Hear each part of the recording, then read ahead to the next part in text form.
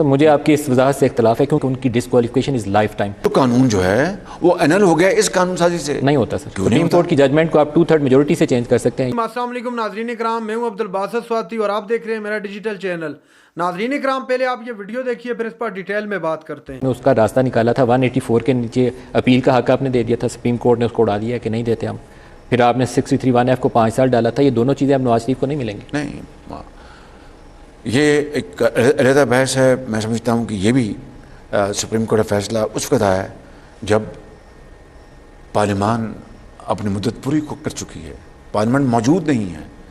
और मेरी समझ में आता है कि इसलिए किया गया कि हम ये फैसला करते हैं ताकि पार्लियामेंट इसको कंटेस्ट ना करे, फ्लोर द हाउस पे इसके ऊपर नई कानून साजी ना हो। बहरहाल ये एक अलग बहस है। पौने 2 माह के बाद आया, पौने 2 माह पहले उन्होंने जजमेंट रिजर्व। जहाँ तक मियाँ नवाज शरीफ साहब का ताल्लुक है, वो कानून इस वक्त फील्ड में है जिसके ज़रिए जो डिसक्वालिफिकेशन का जो अरसा है वो मैक्सिमम 5 साल है।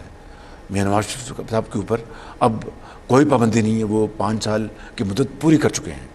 तो मुझे आपकी इस वजाहत से इख्तलाफ है क्योंकि नवाज शरीफ और जहांगीर तरीन के मामले में सुप्रीम कोर्ट के एक बेंच ने रूलिंग दी हुई है कि उनकी डिसक्वालिफिकेशन इज़ लाइफ टाइम। आप उसको अंडू नहीं कर सकते। वो जो कानून जो है वो एनल हो गया इस कानून साजी से। नहीं होता सर, सुप्रीम कोर्ट की जजमेंट को आप 2/3 मेजोरिटी से चेंज कर सकते हैं या उससे बड़ा बेंच कर सकते हैं। इसीलिए आपने ये रिव्यू वाली पिटीशन डाली। नहीं, ये तो नहीं, ये तो मुकन्नना ने कानून नया बनाया है विच ओवरराइड्स द अर्लियर लॉ। नहीं ओवरराइड करता। क्यों नहीं करता जी?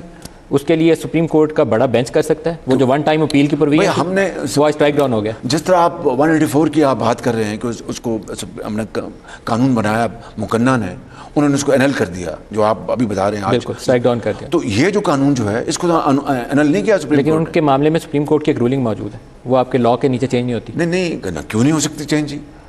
जब कानून नया बन गया, देखिए मेरी एक सुन ले, जब कानून नया बन गया कि जनाब आइंदा मुद्दत लाइफ टाइम या 25 साल नहीं होगी, 5 साल होगी मैक्सिमम, तो उसको ऊपर सुप्रीम कोर्ट ने अगर ऐसी बात थी तो उसको एनल कर देते। सर उसका इतलाक नहीं होगा नवाज शरीफ के ऊपर। मेरी अपनी राय, आपकी अपनी राय। सर अगर नवाज शरीफ क्वालिफाई नहीं करते, एक बहुत बड़ा सवाल है आपकी पार्टी की लीड फेस नवाज शरीफ है। ये बहस अब ख़त्म हो गई। आपने अपनी राय दे दी, मैंने बड़े अदब से आपकी खिदमत में अपनी राय दे दी। मैं समझता हूँ कि वो जो 5 साल का जो कानून बनाया गया है, उस कानून ने जो वो रूलिंग है उसको रिडंडेंट कर दिया। बिल्कुल चलें यहाँ इस पे छोड़ देते हैं क्योंकि हमारा इस पे एग्रीमेंट नहीं है। कुछ आपने कानून साजी की है जाते जाते, थोक के हिसाब से कवानीन कौमी असम्बली और सेनेट ने पास किए हैं। उसमें ख़ास तौर पर ऑफिशियल सीक्रेट एक्ट के हवाले से जो लेजिस्लेशन है, आमतौर पर उससे तासुर यह है कि बहुत सख्त किस्म का कानून बना दिया, फंडामेंटल राइट्स के भी खिलाफ जाएगा, शख्सी आज़ादी और सियासी लोगों के खिलाफ भी इस्तेमाल हो सकता है। आपकी राय क्या है? ये मैं कल भी इसका जवाब किसी मैंने इंटरव्यू में दिया था। एक सवाल जो सबसे बड़ा ऑफिशियल सीक्रेट एक्ट पे है कि सियासी मुखालफिन को दबाने के लिए इस्तेमाल होगा। ताज़ा तरीन मिसाल मेरे ख्याल में ये इमरान खान को आप साइफर के मामले में अगर पकड़ के सज़ा देना चाहें तो आप उस पर ऑफिशियल सीक्रेट एक्ट लगाएं और उसको पकड़। वो मैंने और आपने तो सजा नहीं देनी, वो तो अदालत का मामला है, कानून का मामला है। उसके ऊपर इतलाक हो सकता है इस लॉ का? मुझे नहीं इसका पता इतलाक हो सकता है ये नहीं हो सकता। हक़ाइक़ अपनी जगह ज़रूर हैं कि इमरान खान ने तारीख़ का सबसे बड़ा झूठ बोला, फिर पैंतरा बदला, फिर झूठ बोला कि अमेरिका ने साजिश नहीं की, और फिर झूठ बोला कि साइफ़र में मुझसे गुम हो गया। अब अगर साइफ़र गुम हो गया तो ये स्टोरी छप कहाँ से गई? फिर झूठ बोला कि अमेरिका ने साजिश की।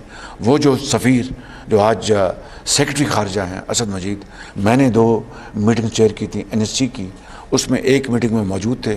उन्होंने सबके सामने कहा कि कोई वहाँ पर इस हुकूमत को या गिराने की कोई साजिश नहीं हुई थी।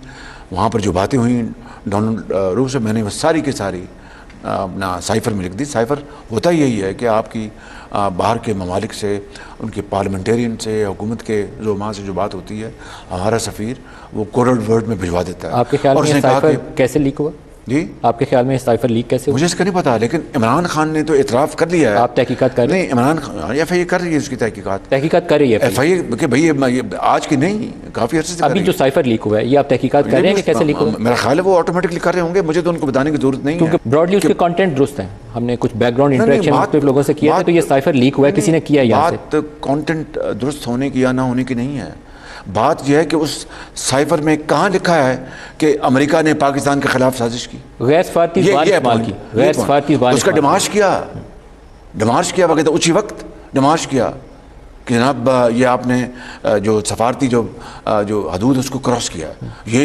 दुनिया में आए दिन होता रहता है। आए दिन हम जहाँ पर अगर हिंदुस्तान का कोई इस तरह की बात करता है, हम उसके सफ़ीर को बुला के डिमार्च करते हैं, दूसरे ममालिक करते हैं, ये तो रूटीन की बात है। नाज़रीन कराम, आपने वीडियो देखी, थोड़ी बात कर लेते हैं। नवाज शरीफ की वापसी के बाद आसिफ अली जरदारी से कोई रब्ता नहीं हुआ था और आज रब्ता हुए दोनों रहनुमाओं के दरमियान, और आसिफ अली जरदारी साहब ने मुबारकबाद दी है मियां नवाज शरीफ को वतन वापसी पर। उसके अलावा मईशत पर बातचीत की है, ये बड़ी अहम बात है।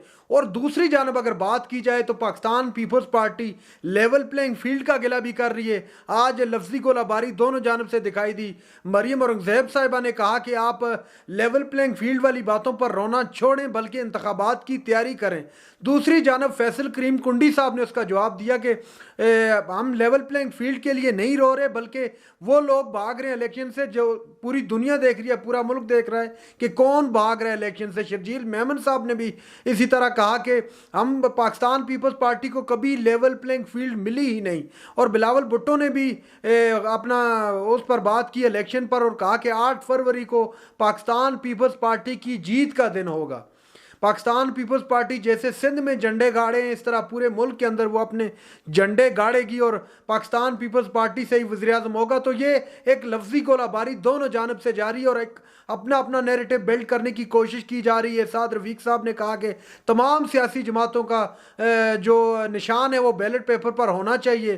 ख्वाजा आसिफ साहब ने कहा कि नवाज शरीफ की वापसी किसी डील का नतीजा नहीं है, बल्कि नवाज शरीफ अपने वतन वापस आए और आकर अब अवाम के मसाइल, अवाम जिन मसाइल में घिरी हुई है उन तमाम मसाइल को दूर करने की कोशिश करेंगे।